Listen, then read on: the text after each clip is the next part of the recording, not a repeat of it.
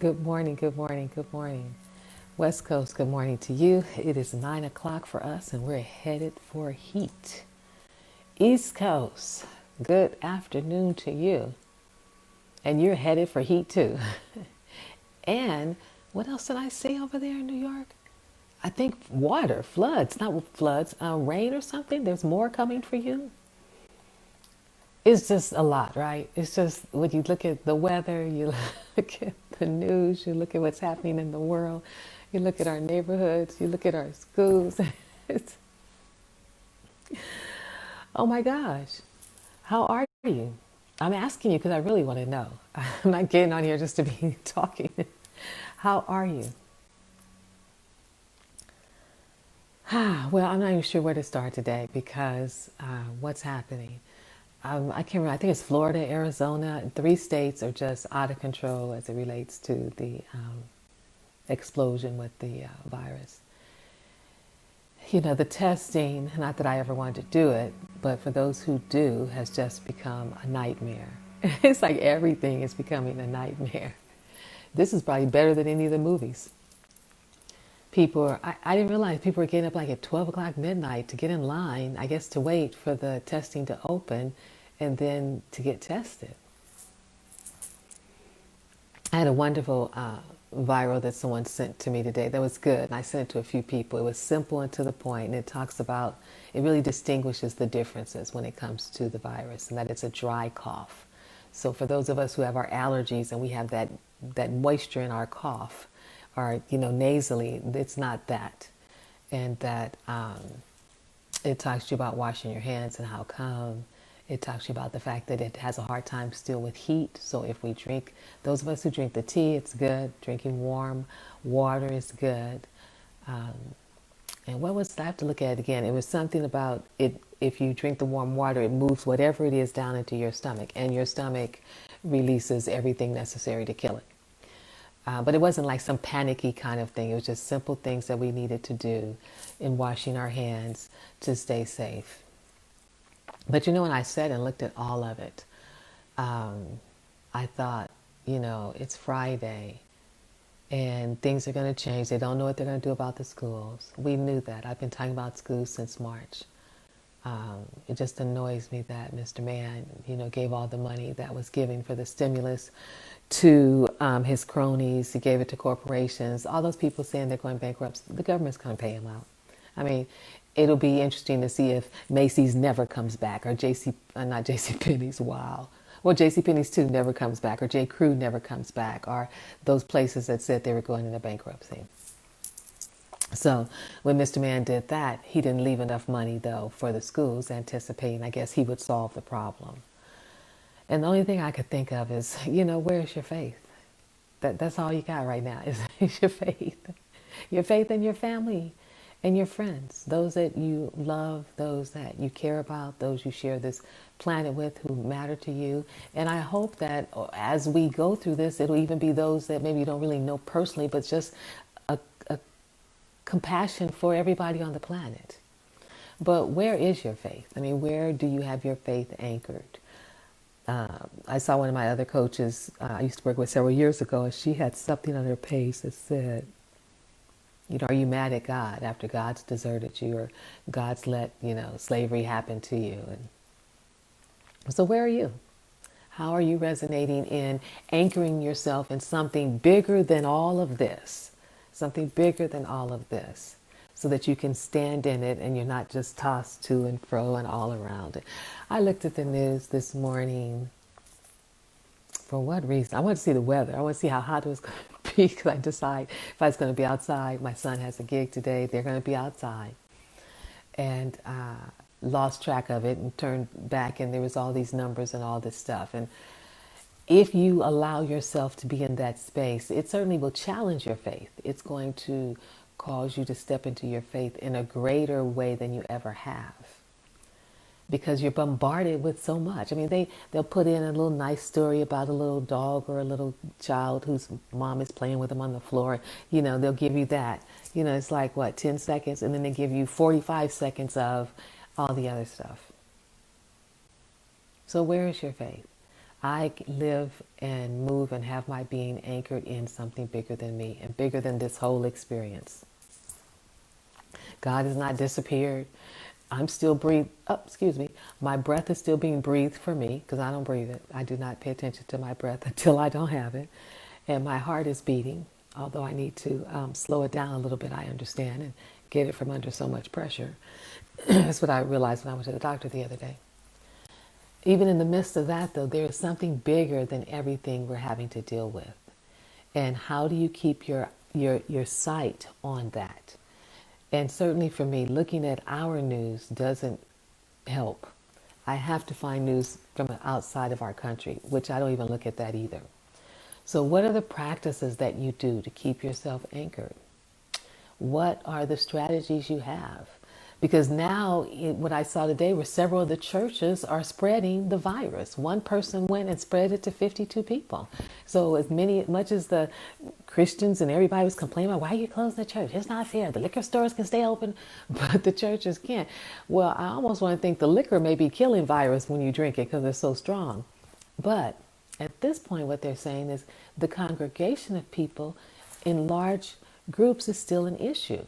And I get that robs you of that experience of going to church. I grew up in the church, so I know that. I speak at churches once a month at different churches, so I know that. I know the experience, I know the clapping, I know the joy, I know what that training and indoctrination that we've had since we were born that moved us right into Christianity without any consideration for any other religion, and how it makes you feel. And the underlying teaching is you come to church to feel good, to release it, to pray, and then that's it, and you go out in the world and deal with it. But what we're living with is more a matter of you go to church, you release it, you pray, and then you take it with you for Monday, Tuesday, Wednesday, Thursday, Friday, Saturday, because that's the way it was supposed to be, so that you live your faith. You breathe your faith every day, whether you're sitting there listening to the minister. That you minister to yourself as well as allow God, life, and the universe to minister to you, however you define that for yourself. So these become the times when you really want to be able to pull on whatever those practices are. I know for some it's meditating. I enjoy meditating. I'm going to be meditating a lot more because I've got some numbers health-wise that are higher than they've ever been. I love walking in nature. And nature to me is God. Because man does not create nature. Anything man doesn't create, I'm good with. Man didn't create nature. Man didn't know how to create a seed for a tree, a rose, a flower, a plant, or anything else. So when I put that in that perspective, I'm like, man is really trying to do a whole lot and make itself seem so big, when in reality, no, there's a power bigger than all that we see. So how are you staying connected to that power for yourself? What does that look like for yourself?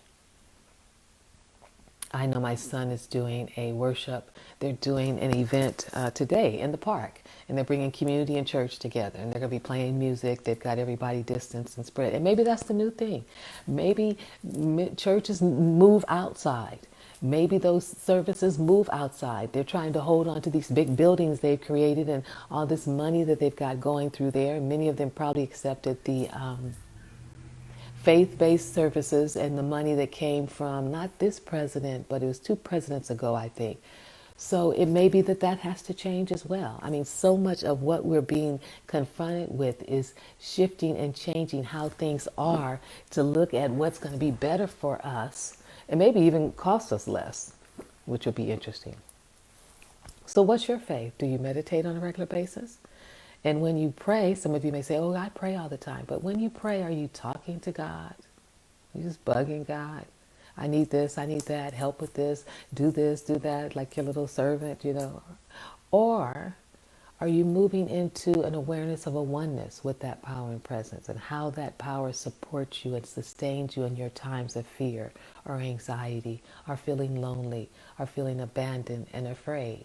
Because a lot of people may feel that. I've got 16-year-old running around the house, but a lot of people are at home by themselves. And while I don't mind being by myself, so I don't know if March, April, May, June, July, I would have just been at home 5 years by myself.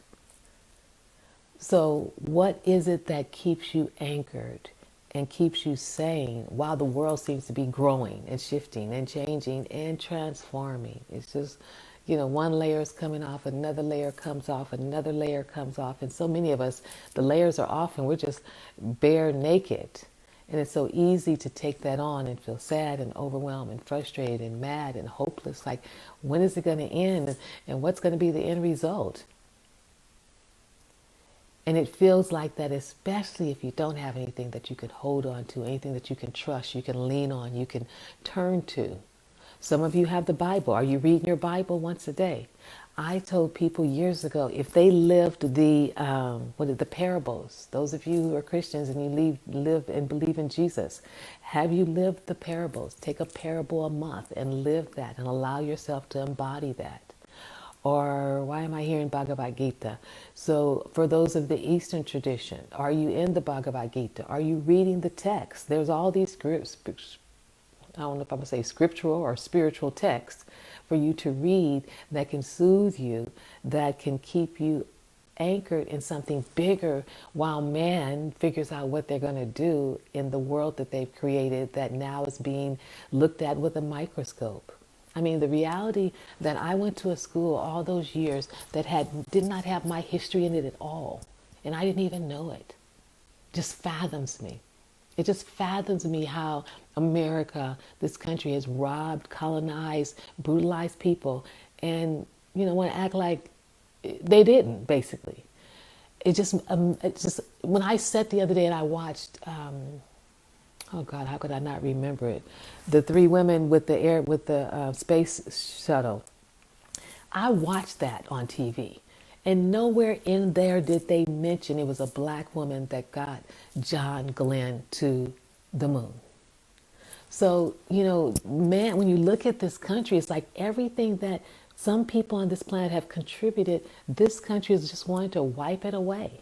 So how do you still stand in the value that you bring and the value of who you are, no matter what's happening out there? No matter what's happening out there. The only thing that really matters, and we're very much aware of it, is what's happening right here in our hearts. Are our hearts staying open? Are your hearts staying open to everyone, not just the people you know? Because long as our hearts stay open, long as we are sending that energy out into the universe, what can be overwhelming when you look at the TV, we can diminish that with our love, with our compassion, with our understanding. I want to say God's love, Shiva's love, Allah's love, understanding, the Bodhisattva love, understanding, Shiva love. We can send all that energy. So when we're doing our prayers, the prayer doesn't have to be, oh, dear God, please help me with this and please help me with that. And how are we going to do this? It can really be, thank you so much for all that I really do have. And allow that to sink in. And then open yourself up to what is it that you would need to move into greater fulfillment in the midst of transition. Allow me to experience more peace. Allow me to know that I'm going to be okay. Allow me to make connections if it's on Facebook, well, probably not on Facebook, but if it's out and about or maybe on Facebook with people who matter to me that bring meaning and joy and fulfillment to my life. I've always found comfort in watching nature and watching the seasons go through what they go through, no matter what's happening. Nothing changes that. There's this consistent thing that happens on a regular basis. I find solace in gratitude and being in grateful and gratitude and appreciation, most of all, for everything. Because after something's happened that may bother me, it's interesting, 2 or 3 weeks later, I look back at it and I'm like, oh, that's what I was learning in that experience. That's what they were teaching me. Well, what do you know? And in appreciation, that's really just walking around. Part of why I walk so much in nature, and I'm somewhat disappointed that with this tibia bruise and bruising that's going on, I can't walk.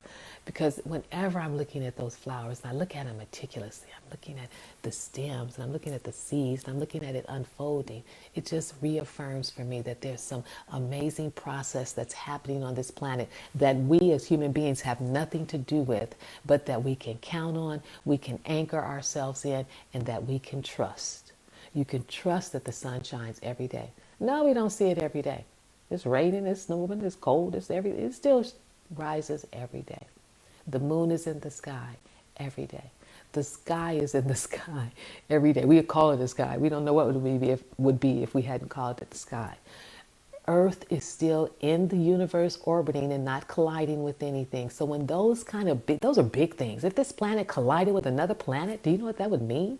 Here we are worried about, how we're going to get our kids in school, and not that it's not important, but I'm just saying, those are the things that are in place that are happening that we have no say-so over, we have no input on, and we have no control over. So it lets us know that there's something bigger than all of us. There's something bigger than all that we're experiencing. And how do we anchor ourselves? Or I get this idea of a hot air balloon. How do we tether ourselves to something? And we stay connected to it. So no matter where it goes, we are connected to it in all times, through all things, for all things.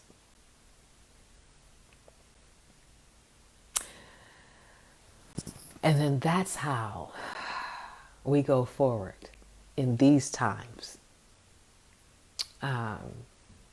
Listen to music. Maybe that's how you find your faith, is listening to music. My son was playing Stevie Wonder the other night. So perfect. Marvin Gaye. I was so amazed how those songs in the 60s still apply to today. So it's not like we haven't been through it. Marvin Gaye was singing about it back in the day. Mother, mother. What? They're saying the same thing now then. So now I get, for some of you, you're new on the planet. You may be in your 30s or something, and you haven't been to your 50s yet. But those songs just let us know we've been here before, we've made it through, and we'll make it through again. The only thing that's different, I'm sorry, my allergies are bothering me.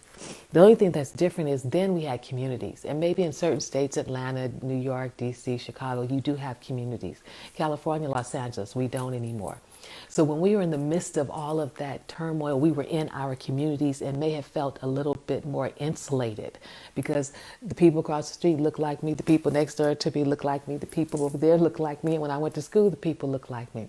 Well, now because so many of us has shifted and grown and traveled and moved into different areas, the people around us don't necessarily look like us, so it may not feel as close-knit as it did when we lived in communities of our own together. We at least knew if we were all in there together, whatever they were going to do, they were going to do it to us all, and we could all support each other, protect each other, hide, or whatever we have to do. Now that we've become more, I don't want to say global, but cosmopolitan in our areas, we don't have that assurance that, okay, if something happens to me, will that person help me? Or will that person help me?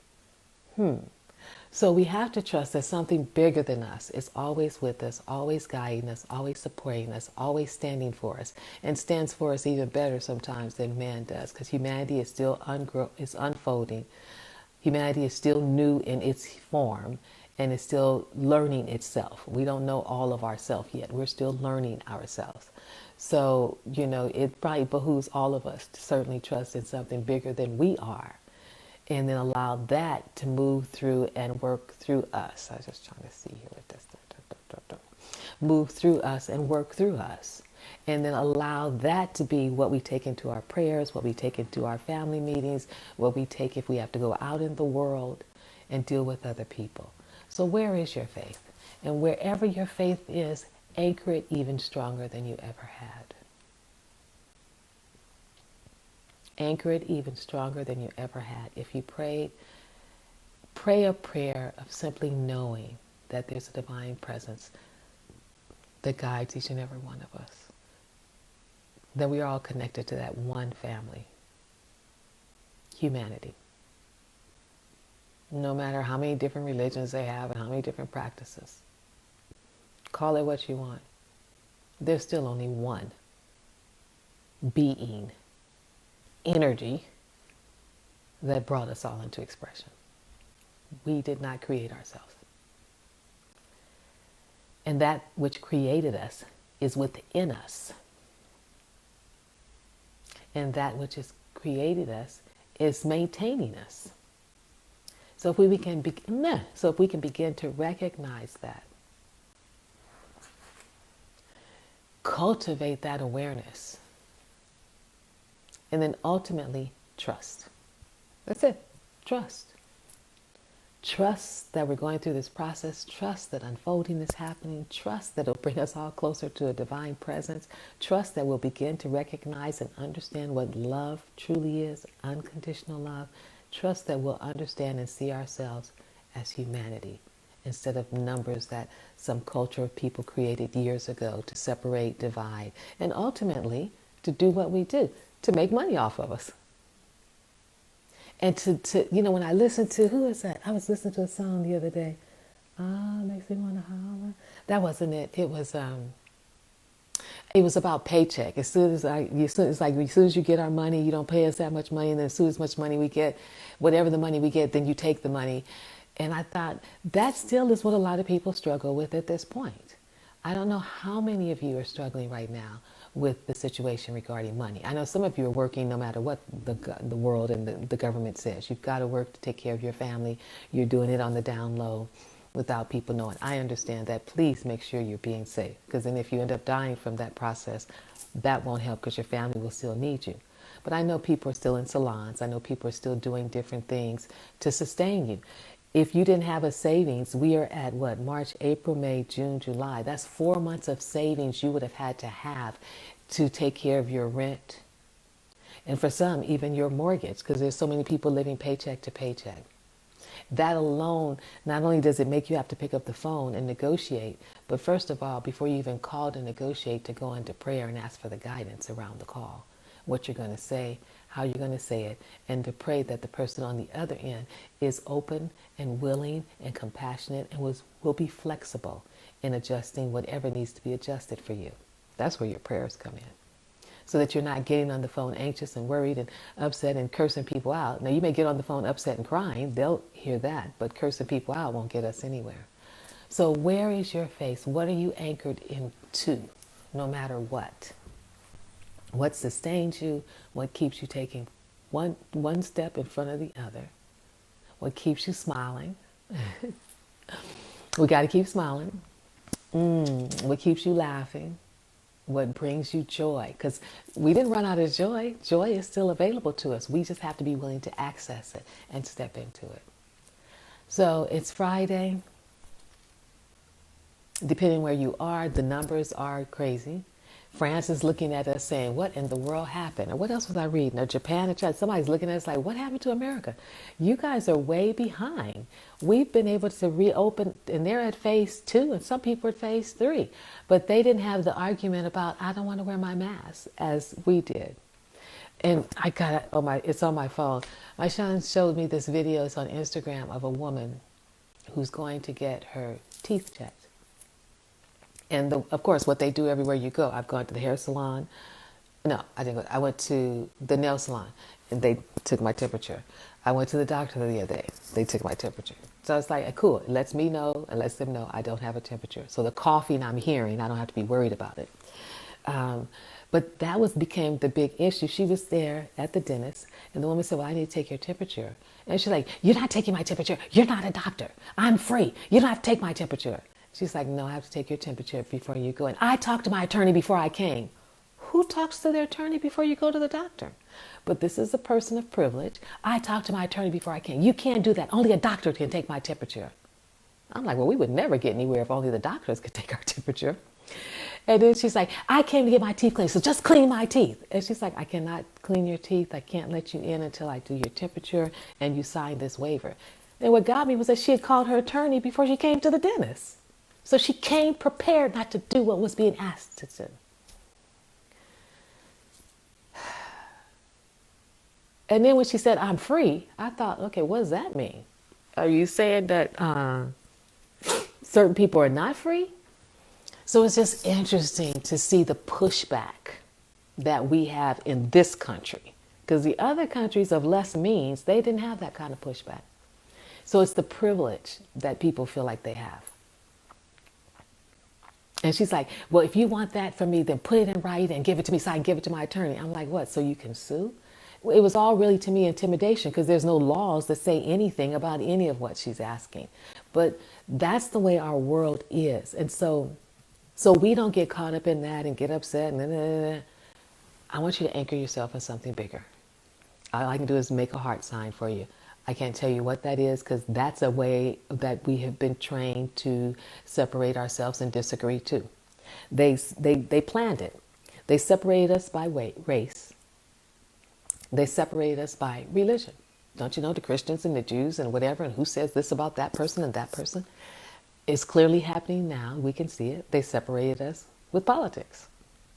You know, I don't know if anybody's happy with the parties we have. I know many of us would like for this system to be different, but what? It's stuck with. We're stuck with so many things that just don't work. But these are the ways that they separated us. They separated us with gender. So if you've got all these separations, when you're looking at trying to come together, it can make it difficult. So when you know that you know that you know who you're anchored in, what you're anchored in, what's breathing your breath and beating your heart, no matter what's going on out there, no matter what happens with your bank account, no matter what happens with your home, no matter what happens if you have to move or make some changes, that power and presence will always be with you. So dive into your faith, trust your faith, lean on your faith, whatever your faith is, because there's still only one power and presence that's breathing all our breaths and beating our heart. There's still only one power and presence that created gravity and all the other invisible principles on this planet. There's still only one presence that's keeping the sun up in the sky, the moon in the sky. That's who it is, however you define that. Anchor yourself in that. Have a great weekend. It's going to be hot here. Let's see, my son has something tonight, but I think tomorrow I'll be by the swimming pool. Sunday I'm going to be by the pool. If you haven't gotten in the challenge, this is the time to do it. America's not going to change. We live in a capitalist country. It's all about capitalism, all about money. So you want to know and understand money and have money confidence so you make the best and strategic decisions. If you're not in a comfortable place while we go through this, you're struggling financially, then there's something more that you want to learn and know. And this challenge has been free. It hasn't cost you anything. I've just poured in everything that I walked myself through to get myself out of debt, out of bankruptcy, build my credit score, get myself into wonderful real estate, and then be able to live my life, have my savings account, and have an emergency fund, and do investments, which we are all entitled to. But we won't get it because they won't give it to us.